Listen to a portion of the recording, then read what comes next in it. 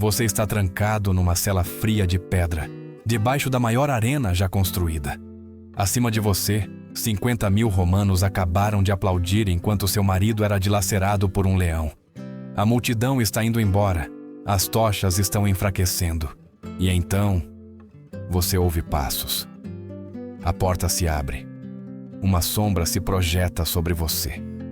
É o sobrevivente do massacre de hoje, com o corpo ainda ensopado de sangue. Ele não veio para te matar, ele veio para cobrar sua recompensa. Isso não é um filme de terror. Esta é a Victoria Carnalis, a vitória carnal. Um pesadelo da vida real que Roma tentou, deliberadamente, apagar da história. O sol sobre Roma era uma bolha no céu, assando o mármore do Monte Palatino até irradiar calor como um forno. Mas você deixou aquela brutalidade dourada para trás há horas. Lá em cima, a cidade é uma cacofonia de rodas de bigas, pechinchas de mercado e o riso arrogante de cidadãos caminhando em direção ao Coliseu. Mas aqui, nas entranhas da terra, o ar é pesado e úmido. Tem gosto de cobre e de corpos sujos. Você não é mais uma pessoa. Você é inventário. Elara tropeçou quando a mão pesada do guarda a empurrou para a frente. Ela era uma mulher impressionante, ou tinha sido antes da marcha. Seu cabelo, antes da cor das folhas de outono em sua terra natal celta, agora estava emaranhado com lama e sangue seco. Seus olhos, geralmente um azul feroz e claro, estavam arregalados com um terror que havia superado os gritos e se transformado em um choque frio e vibrante. Ela vestia apenas uma túnica cinza esfarrapada, que mal aderia ao seu corpo trêmulo, o tecido manchado com a sujeira da estrada. Mexa-se, Bárbara. O guarda resmungou. Ele era um homem enorme, uma parede de músculos envolta em couro e suor. Seu rosto estava cheio de cicatrizes, o nariz quebrado tantas vezes que ficava achatado contra o rosto, e ele cheirava a vinho azedo e alho. Ele não olhava para Elara com ódio. Ele não olhava para ela com nada. Para ele, ela era apenas um saco de grãos sendo movido de uma carroça para um armazém. Eles navegaram pelo labirinto do hipogeu. Os corredores eram estreitos, iluminados por lamparinas a óleo cintilantes que projetavam sombras longas e dançantes contra a alvenaria úmida. O barulho lá de cima era um baque surdo e rítmico. Milhares de pés batendo em uníssono, como o batimento cardíaco de um monstro gigante acordando. Pararam diante de uma alcova de madeira esculpida na parede do túnel. Sentado lá, estava um homem que parecia completamente deslocado nesta masmorra de horrores. Ele era o escriba. Era um homem pequeno, parecido com um pássaro, com cabelo grisalho ralo e dedos manchados de tinta. Sua toga estava relativamente limpa, um contraste gritante com a sujeira que cobria as paredes. Ele segurava um estilete com delicada precisão, pairando sobre um grosso livro-razão encadernado. "Nova leva?" perguntou o escriba, com a voz seca e áspera, como pergaminhos esfregando um no outro. Ele não levantou os olhos. "Mercadoria germânica, capturada perto do Reno." O guarda respondeu, puxando a corrente de Elara para que ela caísse de joelhos diante da mesa. O escriba finalmente levantou os olhos. Seus olhos eram lacrimejantes e pálidos, desprovidos de qualquer luz. Ele olhou para Elara não como uma mulher, mas como uma coluna de números a serem equilibrados. "Nome?" "Elara." Ela sussurrou, a voz falhando após dias de silêncio. "Meu nome é..." "Não." O escriba interrompeu com um tom entediado. "Não foi isso que perguntei. Não precisamos do nome que sua mãe lhe deu. Precisamos da sua classificação." Ele mergulhou o estilete num pote de tinta preta. "Idade?" 19, eu acho," o guarda ofereceu. "Os dentes são bons. Os quadris são largos." Elara sentiu uma onda de náusea. Ela queria cuspir neles. Gritar que era filha de um chefe, que era uma tecelã de canções. Mas sua garganta estava paralisada. 19, o escriba murmurou, rabiscando na tábua de cera. Origem germânica. Condição excelente. Ele olhou para Elara uma última vez, seu olhar demorando-se em suas mãos trêmulas por uma fração de segundo antes de dispensá-la completamente. Ela é res. Uma coisa. Atribua-lhe o número 407. Res. A palavra pairava no ar úmido. Sob a lei romana, ela acabara de deixar de existir como ser humano. Ela era um móvel. Ela era gado. Ela era propriedade. Leve o item 407 para o setor D. O escriba acenou com a mão, já virando a página. Os jogos começam em 1 hora. Os vitoriosos precisarão de seus prêmios. O guarda puxou Elara para que ficasse de pé. O termo item 407 ecoava em sua mente, apagando o som do vento nas árvores de sua casa. Eles se moveram mais fundo na escuridão, passando por jaulas onde leões andavam de um lado para o outro e rosnavam, seus olhos amarelos brilhando na penumbra. O cheiro de amônia e carne crua era avassalador ali. Finalmente, eles alcançaram uma fileira de celas de pedra. O guarda destrancou uma pesada porta de madeira reforçada com faixas de ferro e empurrou Elara para dentro. Ela bateu com força no chão frio de pedra, ralando as palmas das mãos. Bem-vinda ao lar, 407, o guarda zombou, e a porta bateu com força. A tranca clicou com um som de finalidade que pareceu um martelo no peito. A escuridão a engoliu. A cela era minúscula. Mal havia espaço para ficar de pé. Um banco de pedra ladeava uma das paredes, mas foram os outros detalhes que fizeram Elara prender a respiração. Ancorados nas paredes de pedra, havia pesados anéis de ferro, alguns bem no alto, outros bem baixos perto do chão. Eles estavam enferrujados, não pela chuva, mas por fluidos. Elara rastejou para o canto, puxando os joelhos para o peito, tentando se encolher. Ela estendeu a mão para se firmar contra a parede, mas seus dedos roçaram em algo irregular. Ela congelou. Ela apertou os olhos na luz fraca que filtrava pelas frestas da porta. A parede de pedra não era lisa. Estava marcada. Linhas desesperadas e irregulares foram gravadas na rocha. Não com um cinzel, mas com algo mais macio. Algo que havia quebrado no processo. Marcas de unhas. Centenas delas. Elara traçou os sulcos. Alguns eram arranhões superficiais. Outros eram sulcos profundos, onde a pedra estava manchada de um marrom escuro e enferrujado. Ela percebeu com um choque de horror que aquelas não eram apenas marcas de tédio. Eram marcas de agonia. Alguém mais havia estado nesta caixa. Alguém mais havia sido 407 antes dela. Alguém havia arranhado a pedra sólida até os dedos sangrarem, tentando cavar uma saída do inferno. Acima de sua cabeça, o rugido abafado da multidão irrompeu, sacudindo a poeira do teto.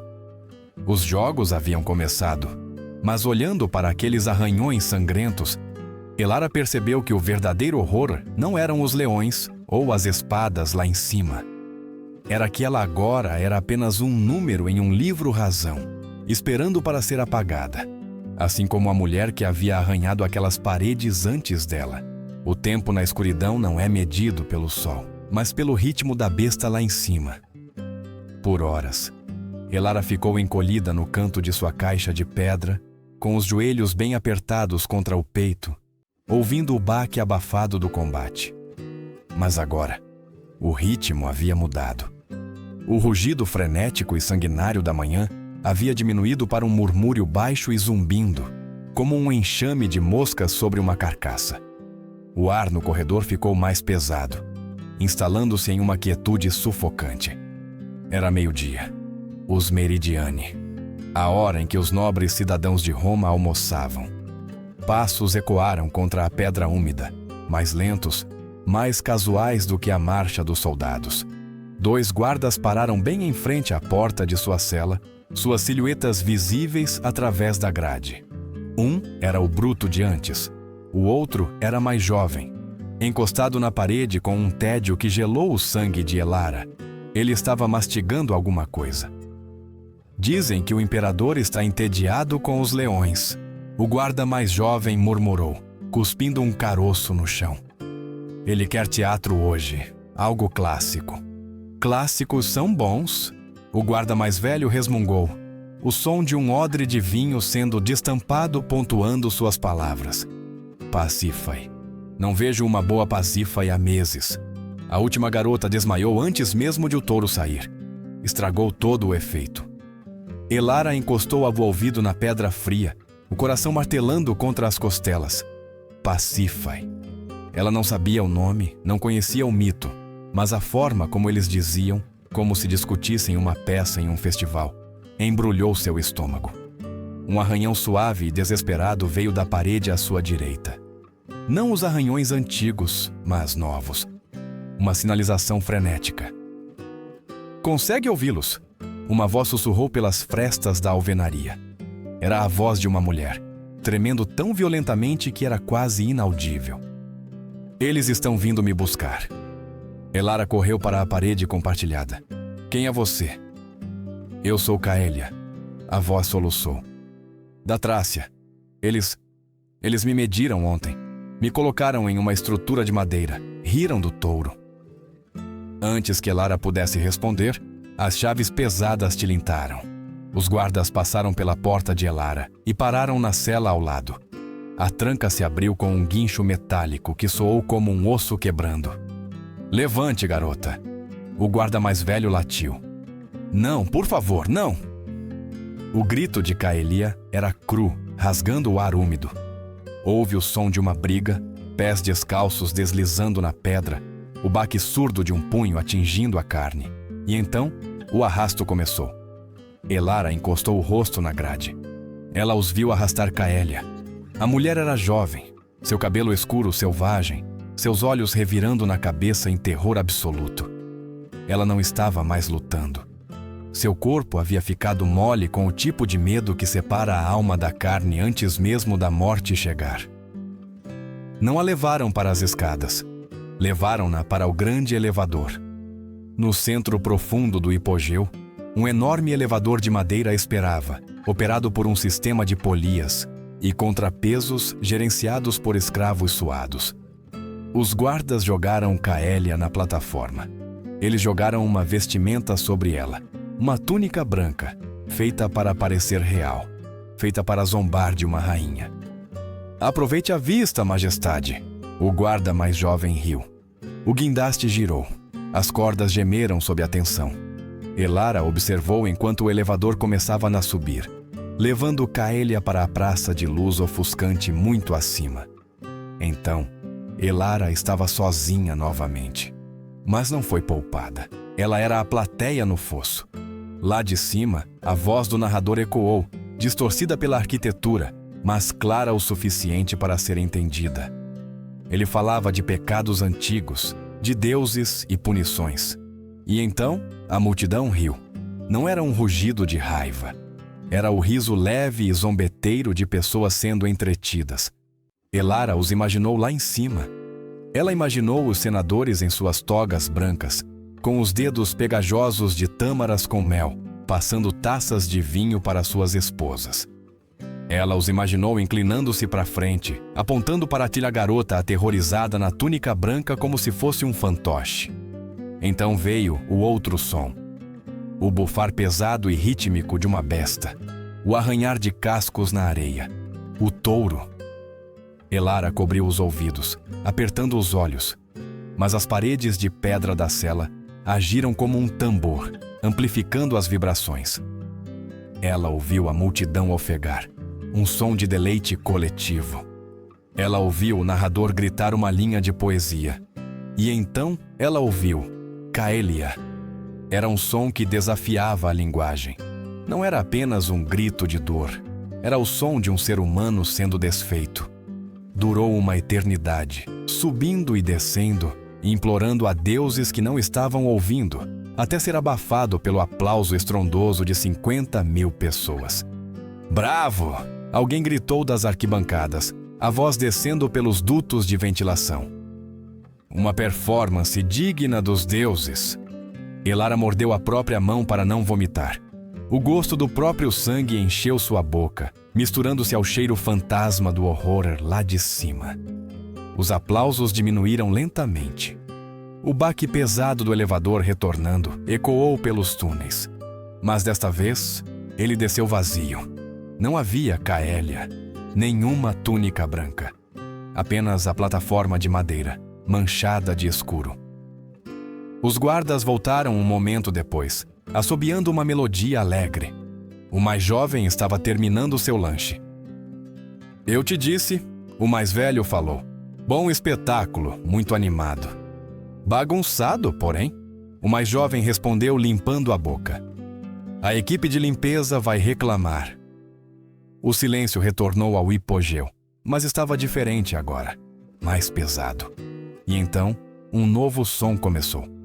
Gotejar, gotejar, salpicar. Água. Acima, na areia da arena, escravos estavam despejando baldes de água para lavar o sangue e a sujeira, preparando o palco para o evento principal da tarde. A água escorria pelas frestas do piso de madeira da arena, filtrando-se pelas vigas e pingando na escuridão abaixo. Caía como chuva no corredor fora da cela de Elara. Água rosa. Ela encarou a poça que se formava perto do ralo, percebendo com uma clareza fria e paralisante que Kaelia se fora. A mulher que havia sussurrado para ela minutos antes havia sido apagada, lavada como sujeira, para que os jogos pudessem continuar. E amanhã, ou depois de amanhã, o elevador desceria novamente. E a multidão estaria faminta outra vez. O silêncio que se seguiu aos jogos era pior que o barulho. Quando o sol finalmente mergulhou abaixo do horizonte, o hipogeu se transformou. Os leões foram enjaulados, seus ventres cheios. Os mortos foram levados para o espoliário para serem despojados de armadura e dignidade. A multidão que rugia havia se dispersado na noite romana, deixando para trás um vácuo nos túneis que foi rapidamente preenchido por um tipo diferente de tensão. Elara sentou-se na escuridão da cela 407, o corpo rígido. Ela sabia o que viria a seguir. As mulheres mais velhas nas jaulas de detenção haviam sussurrado sobre isso durante a marcha para Roma. Elas chamavam de Victoria Carnalis, a vitória carnal. Era essa lei sombria da arena. O que a espada ganha, a carne reivindica. Lá fora, a pesada porta de ferro do corredor se abriu.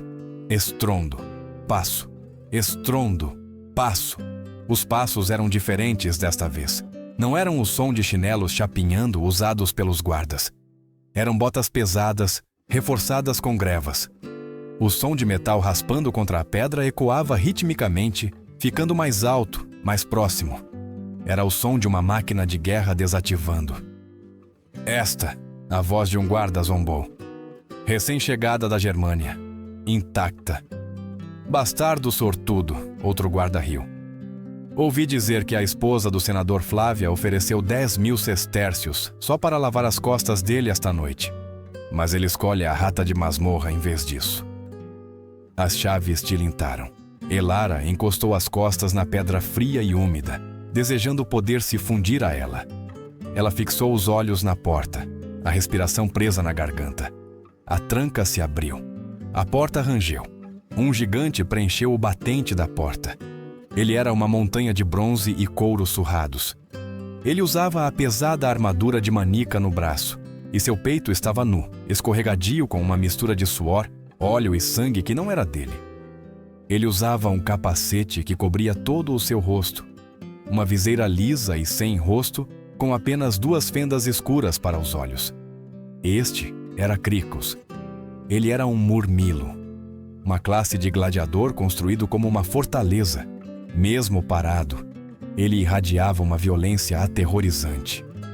Ele cheirava a morte, morte fresca com cheiro de cobre. O guarda deu um tapa no ombro de Cristius, deixando uma mancha no bronze. 2 horas, campeão. Não a quebre rápido demais. O magistrado quer vendê-la para as minas se ela sobreviver à temporada.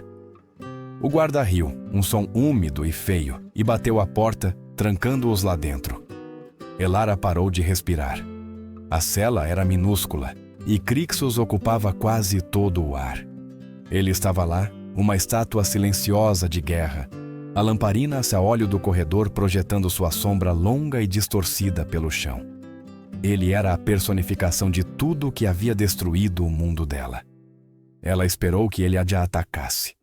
Ela esperou pela brutalidade que era seu direito, a violência que era sua linguagem.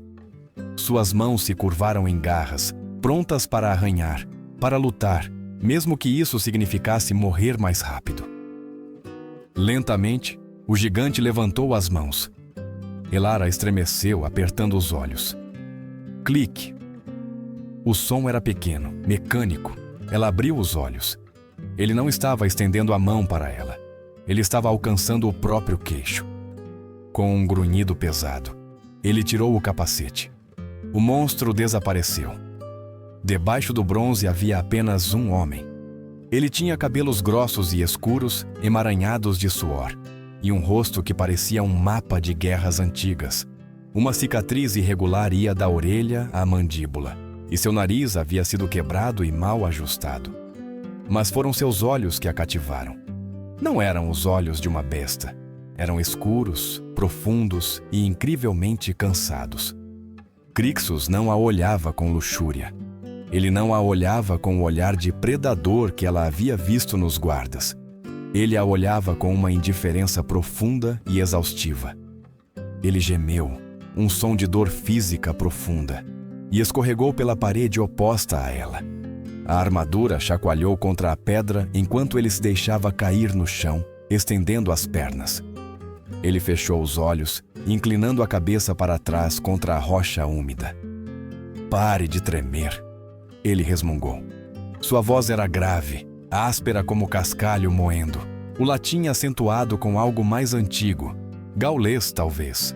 "Você está fazendo o ar vibrar." Elara não parou de tremer. Não conseguia. Você vai me matar?" Ela sussurrou seu latim quebrado e desajeitado. Crixus abriu um olho. Ele olhou para sua forma trêmula, encolhida nos farrapos de sua túnica. Ele olhou para os anéis de ferro na parede. Então para suas próprias mãos, que ainda estavam manchadas de vermelho. "Matei 3 homens hoje", ele disse suavemente. A multidão gritou meu nome. Mulheres jogaram flores, homens jogaram ouro. Ele soltou uma risada amarga e seca. "Sou o deus da arena, aparentemente." Ele levou a mão a uma bolsa amarrada ao cinto. Elara estremeceu novamente. Ele tirou um pão duro e redondo. Era o grão denso e de alta qualidade dado aos vitoriosos, melhor do que qualquer coisa que ela tinha visto em semanas. Ele o partiu ao meio. "Mas um deus é apenas um escravo com uma espada", ele murmurou. Ele jogou metade do pão pela pequena sela. Caiu perto do joelho de Elara. "Coma", ele ordenou, fechando os olhos novamente. "Não vou te tocar, garota. Estou muito cansado para ser o monstro que me pagam para ser." Elara encarou o pão. Depois encarou-o. Ele era efetivamente um prisioneiro também, ela percebeu. Apesar das multidões adoradoras e das nobres que queriam comprar sua água de banho, ele estava trancado nesta caixa de pedra, assim como ela. O silêncio que se estendeu entre eles não era pacífico, mas o terror havia diminuído para uma estranha e pesada confusão. Lentamente, mantendo os olhos fixos no homem que poderia quebrar seu pescoço com uma mão, Elara estendeu a mão e pegou o pão. A rotina do inferno talvez seja pior que seu caos. O caos você pode combater, a rotina você deve suportar. Haviam-se passado 3 semanas desde que Elara chegou ao hipogeu. Os dias haviam se misturado em um ciclo cinzento de escuridão, pontuado apenas pelo rugido distante e rítmico das multidões lá em cima e pelo virar da fechadura. Ela havia aprendido o cronograma do submundo. A manhã era para os gritos dos condenados. O meio-dia era para o silêncio dos executores. A noite era para os vitoriosos. A tranca se abriu. Tilintar. Tilintar. Elara não estremeceu desta vez. Ela sentou na beira do banco de pedra com as mãos cruzadas no colo observando a pesada porta se abrir para fora. Crixus entrou. Ele parecia pior que o normal. Ele mancava, favorecendo a perna esquerda. Sua greva de bronze estava amassada para dentro, como se atingida por um martelo enorme, e uma mancha escura e úmida se espalhava pelo linho que envolvia sua armadura. Mas ele não estava sozinho. Seguindo-o estava um homem que Elara nunca tinha visto antes. Um escravo frenético, com cara de fuinha, carregando um pequeno pote de cerâmica e uma ferramenta de metal curva. Este era Milo, um Unctor, um dos atendentes da arena responsável pelos corpos dos lutadores. Sente-se, campeão! Milo chilreou, sua voz arranhando como areia em vidro. Devemos colher antes que seque. A senhora Antônia está pagando o dobro por esta leva. Ela jura que cura suas enxaquecas. Crixus rosnou, um resmungo baixo e profundo em seu peito, mas ele se deixou cair no banquinho de madeira que havia sido trazido para a cela. Milo imediatamente pôs-se a trabalhar.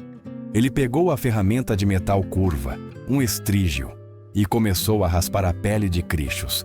Ele coletou a mistura de suor, óleo, sujeira e sangue, que cobria os ombros maciços do gladiador, cuidadosamente direcionando a lama cinzenta para o pote de cerâmica. Elara observava com fascinação mórbida. Ela havia ouvido sussurros sobre isso, que os fluidos desses assassinos eram vendidos como afrodisíacos e tratamentos de beleza para as mulheres ricas de Roma. Era a mercantilização suprema. Mesmo os dejetos do corpo de Crixus eram mais valiosos que a vida de Elara. Cuidado nas costelas, Crixus sibilou fazendo uma careta. Sim, quase pronto, Milo murmurou raspando a borda do pote. É ouro puro. Você só dinheiro, Crixus. Saia! Crixus latiu, chutando o banco. Milo recuou rapidamente, agarrando seu precioso pote de sujeira. Descanse bem, campeão. O médico virá para a perna, eventualmente. A porta bateu com força. A tranca se fechou. O silêncio retornou, pesado e sufocante. Crixus soltou um longo suspiro e começou a desajeitar-se com as correias de sua greva danificada. Seus dedos, grossos e geralmente hábeis com uma espada, estavam tremendo. Ele não conseguia desfazer a fivela. Sem pensar, Elara se levantou. Ela atravessou o pequeno chão de pedra. Crixus congelou, sua mão pairando perto do punhal em seu cinto, um reflexo nascido da arena. Mas ele não a sacou. Ele a observou. Elara ajoelhou-se diante dele.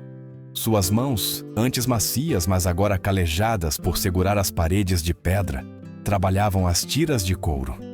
Ela afastou a armadura de bronze amassada de sua canela. A ferida era feia, um corte profundo e irregular, onde a borda de um escudo havia mordido o músculo. Estava sangrando lentamente. A água na jarra, Crixus disse, sua voz rouca. Não era uma ordem, mas uma sugestão. Elara pegou a tigela de água parada e um pano. Ela começou a limpar a ferida. O contato era estranho, íntimo, mas totalmente desprovido de afeto. Era o pragmatismo de dois animais feridos, lambendo as feridas um do outro, porque ninguém mais o faria. Por quê? Elara perguntou suavemente, mergulhando o pano na água tingida de rosa. Crixus olhou para o topo da cabeça dela. Por que o quê? Por que você volta aqui? Ela levantou os olhos, encontrando os dele, cansados. Existem outras celas, outras mulheres. Mulheres que ainda não foram quebradas. Por que você escolhe o número 407 todas as noites? Crixus encostou a cabeça na parede, olhando para o teto onde a poeira do chão da arena filtrava pelas frestas. Porque os outros... Ele fez uma pausa, procurando as palavras. Os outros gladiadores? Eles lutam porque gostam de sangue. Ou porque querem a glória. Quando vencem, querem dominar algo. Sentir-se um mestre por uma hora. Ele olhou de volta para ela. Não quero ser um mestre. Eu só quero... sossego. Elara terminou de enfaixar a perna com uma tira de pano rasgada da túnica dele. Ela sentou-se de volta sobre os calcanhares. O ar entre eles parecia frágil. Meu pai é um chefe. Elara disse, uma súbita centelha de esperança acendendo em seu peito. Ele tem ouro, peles, âmbar. Se você pudesse enviar uma mensagem para o norte, ele pagaria por mim. Ele pagaria por você também. A expressão de Crixus não mudou, mas seus olhos ficaram mais frios, mais tristes. Ele balançou a cabeça lentamente. Você não entende onde está, passarinho, ele disse. Para Roma, você não é mais uma prisioneira de guerra. Você é damnate, condenada. Mas resgate. Não há resgate para uma cadeira. Crixus interrompeu com a voz áspera. Não há resgate para um cachorro. É isso que você é na lei deles. Res. Propriedade. Se eu tentasse te comprar, eles ririam. Se eu tentasse te libertar, eles nos crucificariam na Via Ápia. A esperança no peito de Elara cintilou e morreu, deixando uma cinza fria. Então, o que acontece? Ela sussurrou. O que acontece quando você para de vencer? A pergunta pairou no ar, pesada como uma pedra. Crixus desviou o olhar. Ele olhou para os anéis de ferro na parede, aqueles feitos para acorrentar mulheres como ela, para homens como ele. Tenho 30 anos, Crixus disse calmamente. Isso é velho para um gladiador. Meus joelhos doem. Meus olhos estão mais lentos do que estavam no ano passado. Hoje o trácio quase me pegou. Um dia em breve serei um segundo lento demais. Ele se inclinou para a frente, forçando-a a olhar para ele. Quando eu morrer na areia, ele disse com a voz desprovida de pena, não haverá ninguém para reivindicar esta cela. O magistrado olhará o livro Razão. Ele verá item 407. Ele verá que você não é mais nova. Você é mercadoria usada. Elara parou de respirar. Eles não vão te vender. Crixus continuou, a verdade brutalmente simples. Eles vão te mandar para os bestiari, os mestres das feras. Eles precisam de carne para treinar os tigres para os shows da manhã. Elara o encarou. Ela queria gritar. Ela queria atacá-lo. Mas não fez nem um, nem outro. As lágrimas não vieram do medo. O medo era agudo. O medo era ativo. Isso era desespero. Era um peso oco e esmagador que colapsava seus pulmões. Uma única lágrima escorreu pela sujeira em sua bochecha. Ela não estava vivendo. Estava apenas esperando para ser reciclada. Crixus estendeu a mão, seu polegar áspero limpando a lágrima. Foi a primeira vez que ele tocou a pele dela com algo diferente do pão. Então não espere por resgate. Ele sussurrou. Espere que eu viva mais um dia. A pedra era mais dura que osso, mas a vontade de Elara era mais dura que ambos. No meio da noite, quando os únicos sons eram o andar inquieto e distante dos tigres e o ronco dos guardas no corredor, Elara trabalhava. Ela segurava um fragmento afiado de sílex, lascado do chão durante um momento de desespero, e o pressionava contra a parede da cela 407. Arrasto. Arrasto.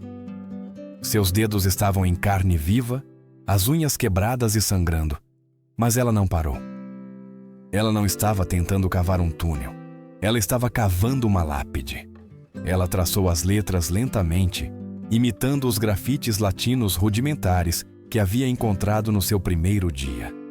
Acima do seu próprio trabalho, estava a gravação fraca e desesperada de sua predecessora.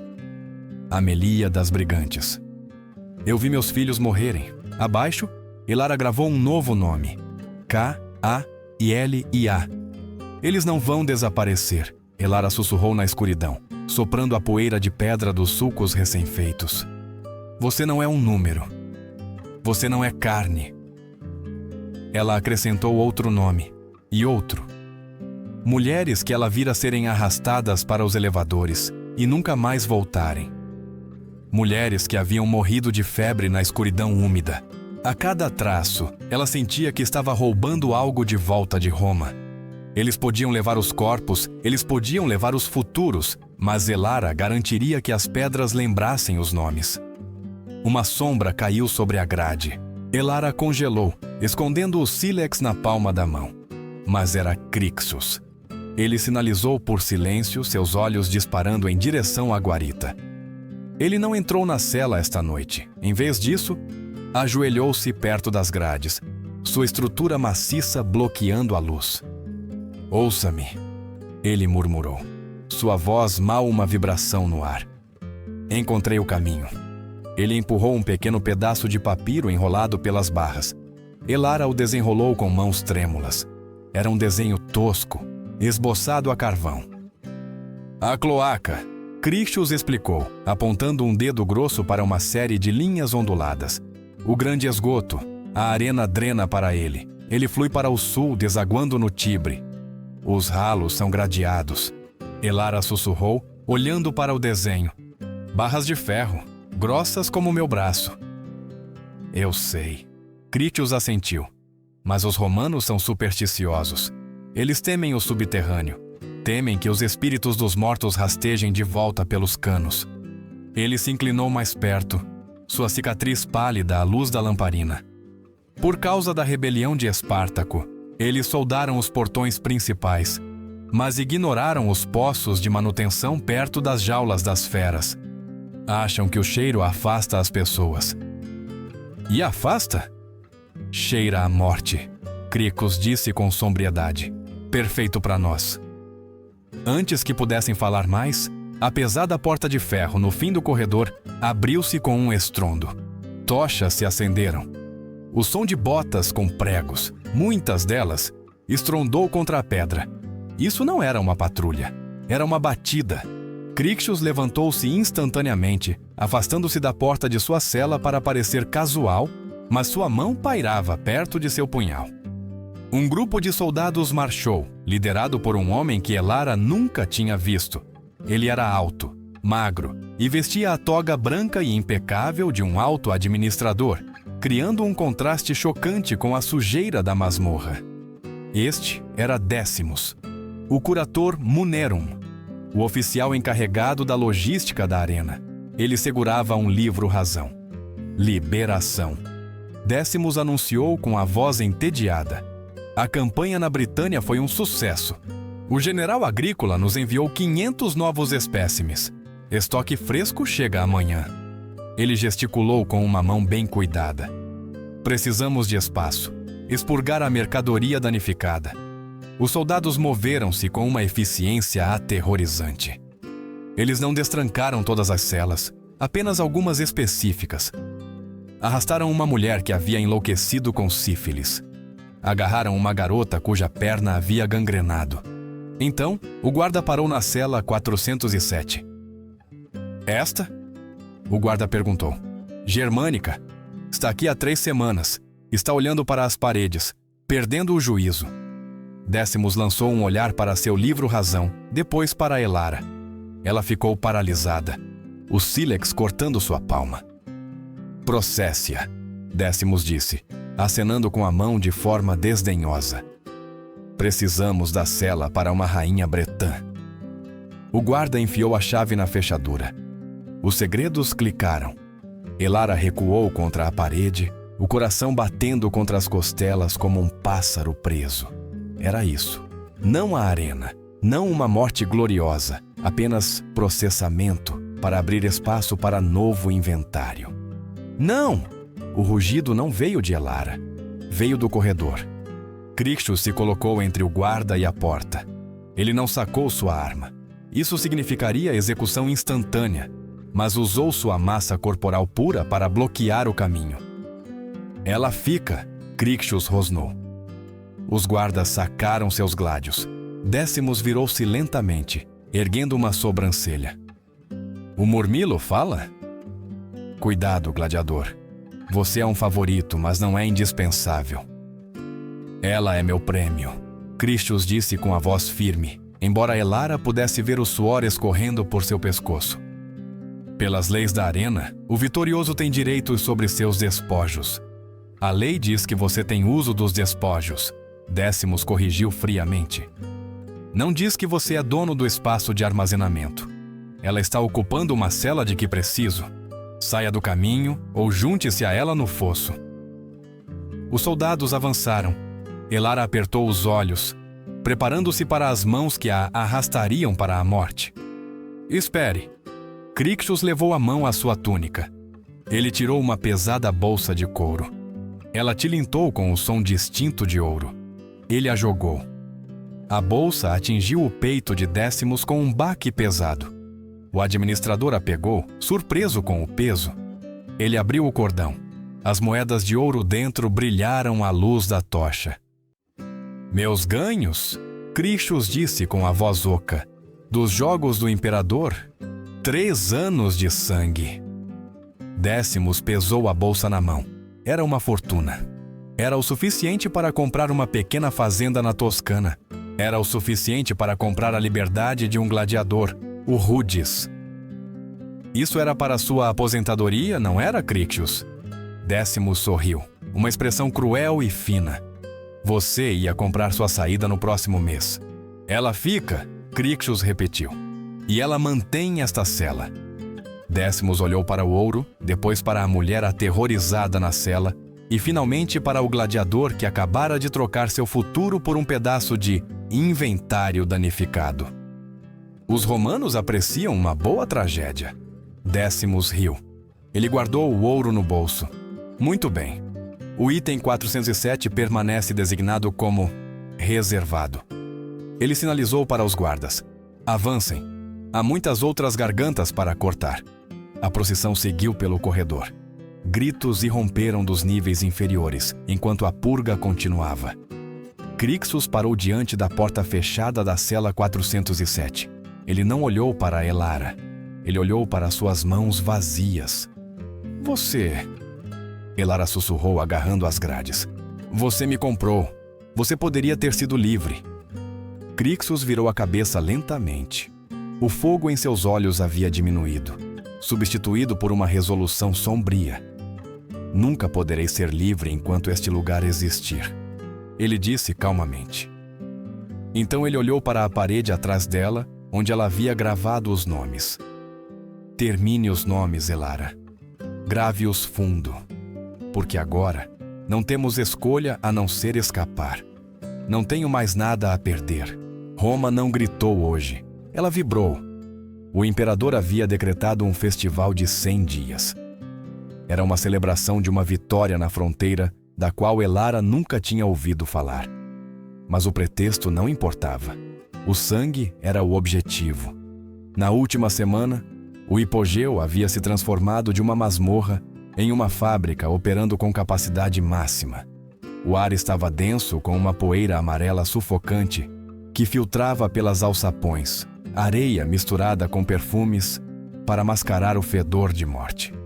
Os corredores eram uma rodovia caótica de pesadelos logísticos. Escravos corriam com baldes de água e cestos de areia. Médicos corriam com torniquetes já preparados. Elara estava na grade da cela 407, observando a maquinaria do Império em movimento. Diretamente oposto à sua cela, um enorme elevador de madeira, um pegma, estava sendo carregado. Não estava transportando um prisioneiro desta vez.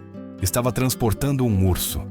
A besta estava em frenesi, debatendo-se contra sua jaula. Seu rugido ensurdecedor no túnel de pedra fechado. 8 escravos suados empurraram o guindaste, as grossas cordas de cânhamo gemendo sob a tensão.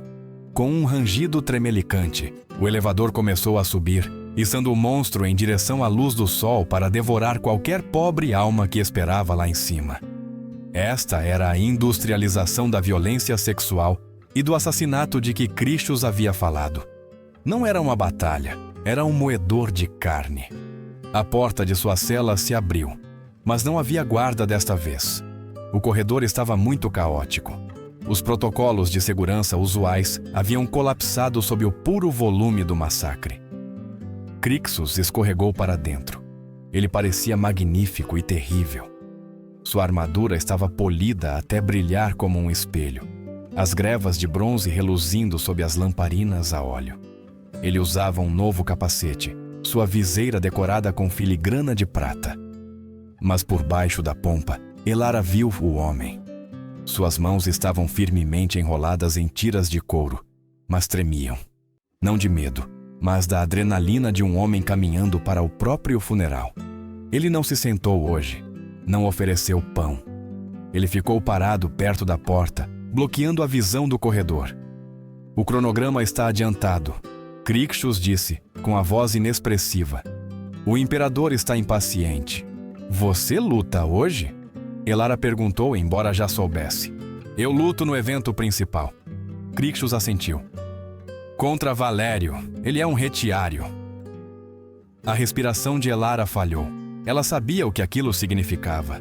Um lutador de rede, rápido, ágil, armado com um tridente. Eles eram os predadores naturais do murmilo pesado e blindado. Crixus, com seu joelho ruim e articulações envelhecidas, era lento. Contra um oponente jovem e ágil como Valério, ele seria desfeito como um caranguejo por uma gaivota. Ele tem 20 anos, Crixus disse, olhando para a parede onde Elara havia gravado os nomes. Ele quer glória. Ele quer ser aquele que mata o grande Crixus. Ele levou a mão ao cinto, atrás do pesado avental de couro. Pegue isto. Ele pressionou um objeto frio e pesado na palma da mão de Elara. Ela olhou para baixo. Era uma chave. Era velha, incrustada de ferrugem. E grande, não uma chave para uma porta de cela, mas para algo mais pesado. O comandante do turno estava bêbado ontem à noite, celebrando o início dos jogos. Crixus murmurou, seus olhos correndo para o corredor. Eu a peguei do cinto dele. Ela abre o portão de manutenção no setor F, aquele perto das jaulas dos tigres. Leva ao esgoto principal. Elara apertou a chave tão forte que a ferrugem mordeu sua pele. Você aguardou? Poderia ter usado isso. Poderia ter ido embora. Com uma perna ruim, Crixus deu um sorriso curto e sem humor. Eu não passaria do primeiro cruzamento. E além disso, a multidão precisa de uma morte hoje. Se eu desaparecer, eles procurarão nos túneis. Eles isolarão a cidade. Se eu for lá fora e morrer, eles ficarão satisfeitos. Ficarão bêbados de sangue e vinho. Os guardas estarão preguiçosos esta noite. A percepção atingiu Elara como um golpe físico. Ele não estava apenas lutando. Ele estava criando uma distração. Ele estava se oferecendo como sacrifício para dar a ela uma janela de caos. Crixus. Ela sufocou, estendendo a mão para o braço dele. O bronze estava frio, mas sua pele estava em brasa. Do túnel, uma trombeta soou, um som profundo e lamentoso que sinalizava a entrada dos campeões. Estão me chamando, Crixus disse. Ele puxou o braço suavemente. Colocou o capacete, a viseira prateada se fechando com um clique, escondendo seus olhos cansados, escondendo o homem, deixando apenas a máquina. Ele se virou para a porta. Crixus! Elara gritou, abandonando a cautela. Olhe para mim! O gigante parou no limiar. O rugido de 50.000 pessoas vibrou pelo teto, cantando seu nome. Crixus! Crixus! Crixus! Eles o amavam e iriam aplaudir enquanto o sangue dele escurecia a areia. Ele não se virou, não olhou para ela. Olhar para ela seria quebrar, e ele precisava ser de ferro. Não grave seu nome naquela parede, Elara! Sua voz ecoou de dentro do capacete, metálica e final. A parede é para os mortos. Leve esse nome daqui. Faça-o viver. Então ele entrou no corredor, juntando-se ao fluxo dos condenados marchando em direção à luz. A pesada porta se fechou, deixando Elara sozinha no escuro, agarrando a chave enferrujada para um futuro que ele nunca veria. O mundo não terminou com um sussurro.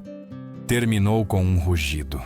50.000 vozes gritaram em uníssono lá em cima. Um som tão físico que sacudiu poeira da argamassa do teto. O Summa Rudis, o árbitro, havia sinalizado o início do evento principal. Em algum lugar lá em cima, sob o sol ofuscante, Crixus estava pisando na areia escaldante para morrer. Elara apertou a chave enferrujada até que seus nós dos dedos ficassem brancos. Este era o momento. Corredor abaixo, o caos irrompeu. Começou com o estalo de metal, um som que Crixus havia prometido. Então veio o grito de um tratador, interrompido por um rosnado úmido e gutural. A sabotagem havia funcionado. A corrente da jaula de contenção para a fera tigres, enfraquecida por ácido ou lima, havia se rompido. "Solta! A besta está solta no setor B!" Um guarda guinchou. Botas estrondaram pela cela de Elara.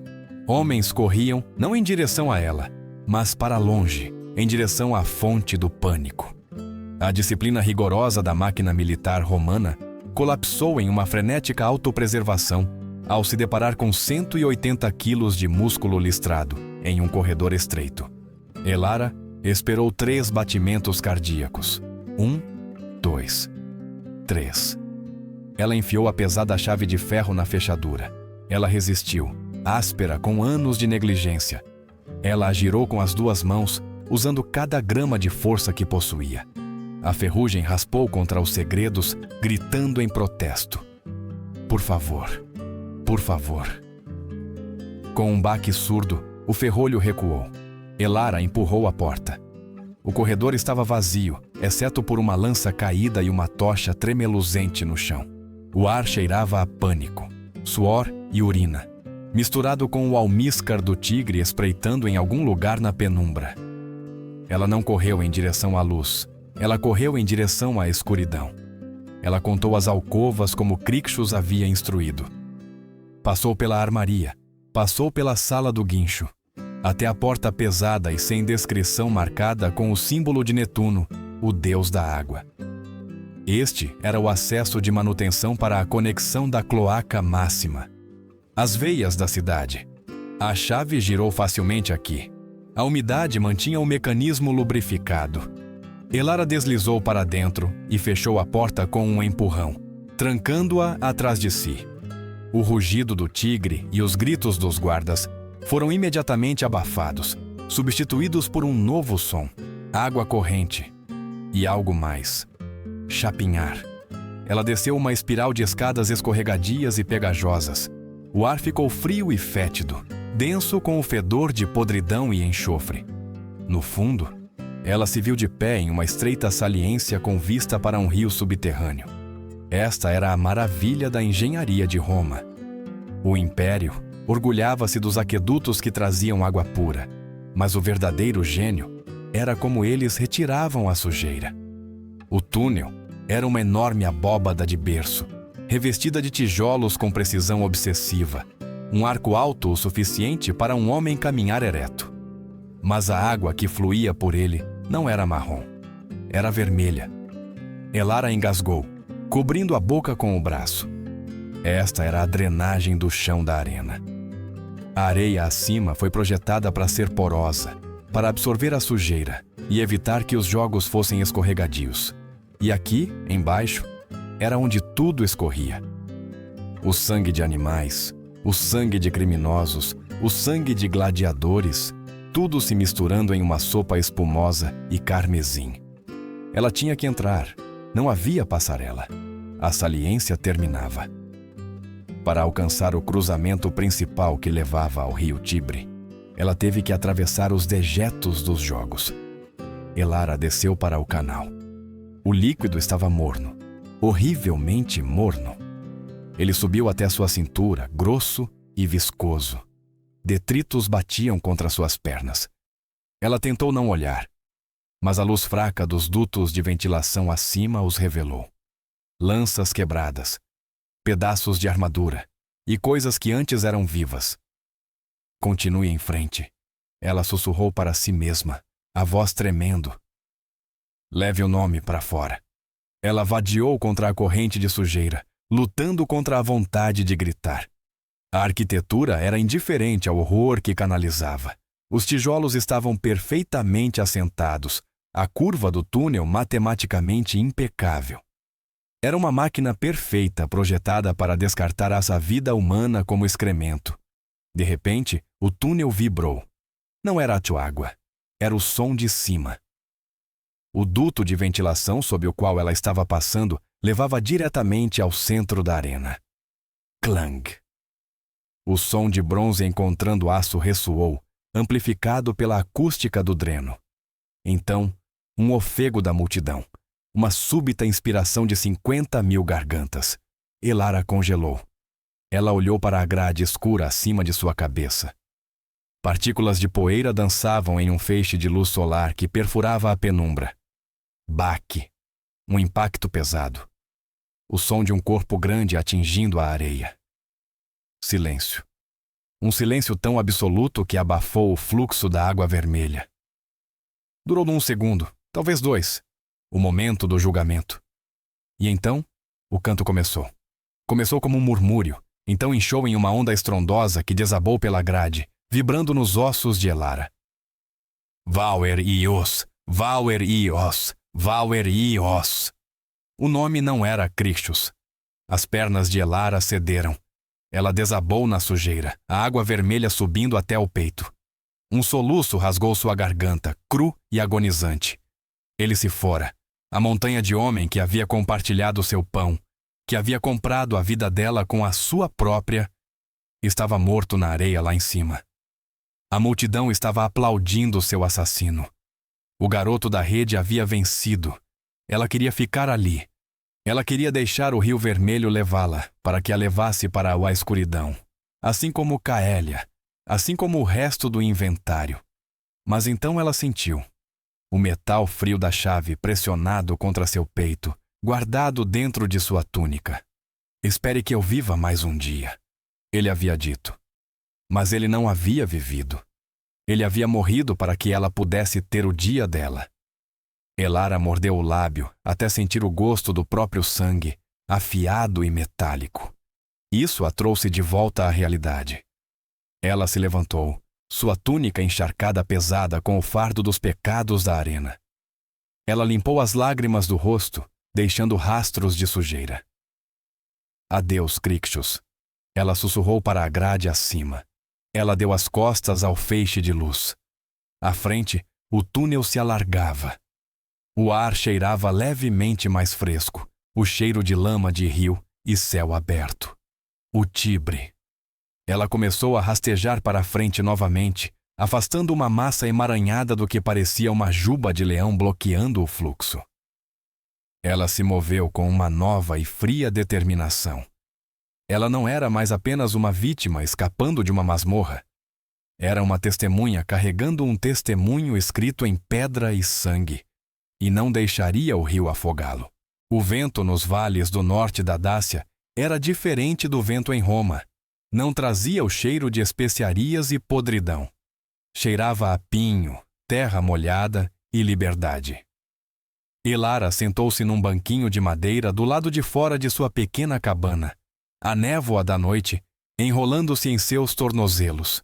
Suas mãos, antes cheias de bolhas por arranhar paredes de pedra, agora estavam marcadas com as rugas profundas da idade e manchadas com os sucos verdes de ervas curativas. Ela era a parteira da aldeia, a mulher que trazia vida ao mundo, um desafio ao império que havia se esforçado tanto para lidar apenas com a morte.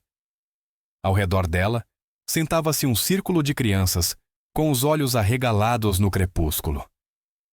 Eles puxavam seu chale de lã, ansiosos por uma história. Conte-nos sobre os heróis, vovó, um garotinho chamado Gaius Shilreou. Conte-nos sobre os guerreiros de armadura dourada. Elara sorriu, mas era uma curvatura triste e cansada dos lábios. Não vou contar sobre heróis, pequeno. Ela disse, sua voz rouca como folhas secas. Vou contar a verdade. O mundo está cheio de histórias sobre homens que matam. Ele esqueceu as histórias daqueles que sobreviveram. Ela olhou além das crianças, em direção ao horizonte sul, onde as grandes estradas levavam de volta ao coração da besta moribunda. Roma não era mais o que costumava ser. As legiões estavam recuando. As fronteiras estavam diminuindo. O império invencível estava apodrecendo de dentro para fora, sua alma corroída pela própria crueldade que havia industrializado. Era uma vez. Havia uma caixa de pedra profunda no subterrâneo. Elara começou.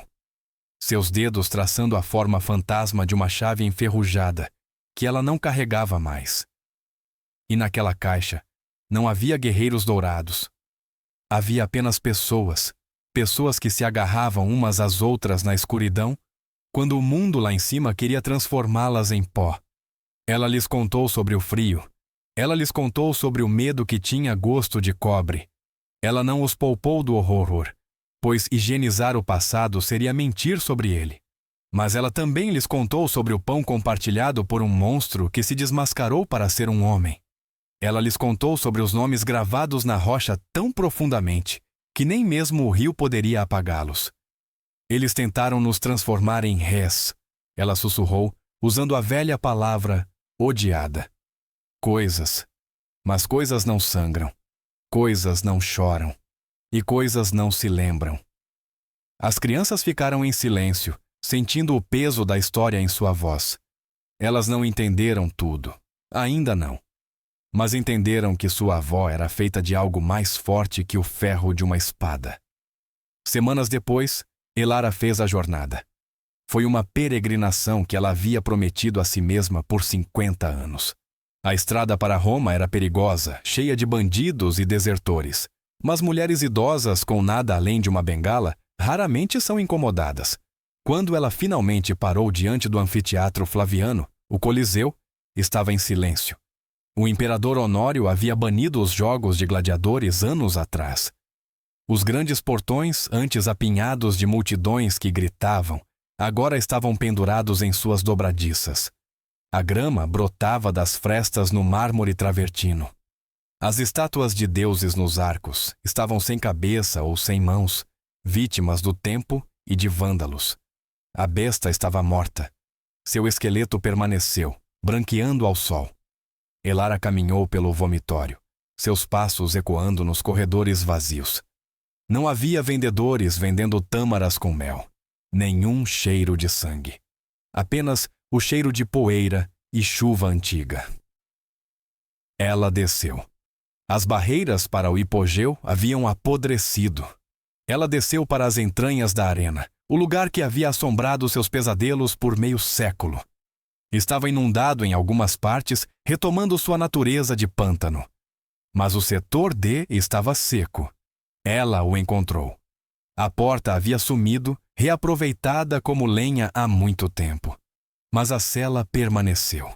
O banco de pedra estava lá, e os anéis de ferro, enferrujados, alaranjados, inúteis, ainda se projetavam da parede. Elara entrou. O espaço parecia menor agora. Ou talvez seu espírito tivesse simplesmente crescido mais. Ela estendeu a mão e tocou a parede. Seus dedos os encontraram imediatamente. Os arranhões. Estavam fracos agora, desgastados por décadas de umidade, mas estavam lá. Amélia, Caélia, Elara. Ela não havia gravado seu próprio nome então. Ela o havia levado para fora. Mas de pé ali agora, ela traçou as letras invisíveis de sua sobrevivência sobre a pedra. Ela levou a mão ao manto e tirou uma única flor silvestre que havia colhido nas areias cobertas de vegetação do chão da arena lá em cima. Era algo simples, uma erva daninha na verdade, com pequenas pétalas roxas. Resiliente. Teimosa. Ela colocou a flor no banco de pedra, bem debaixo do anel de ferro onde Crixus havia se sentado e compartilhado seu pão. Estou aqui, ela sussurrou, sua voz falhando no silêncio do túmulo. Crixus, Amelia, Caelia. Ela os nomeou um por um, preenchendo a cela vazia com seus espíritos. E todas as irmãs cujos nomes eu nunca soube. Lágrimas escorreram pelo rosto dela, quentes e purificadoras. Não eram lágrimas de desespero desta vez. Eram lágrimas de vitória. Eles pensaram que poderiam apagá-los, ela disse aos fantasmas. Eles pensaram que poderiam transformá-los em inventário. Mas eu ainda estou aqui. Estou velha. Vivi uma vida. Trouxe bebês ao mundo com as mãos que vocês salvaram. Ela encostou a testa na pedra fria, fechando os olhos. Eu ainda me lembro. Ela respirou. A história pode esquecer. Os livros falarão sobre imperadores e batalhas. Mas eu os guardarei. Enquanto eu respirar, vocês não são coisas, são pessoas.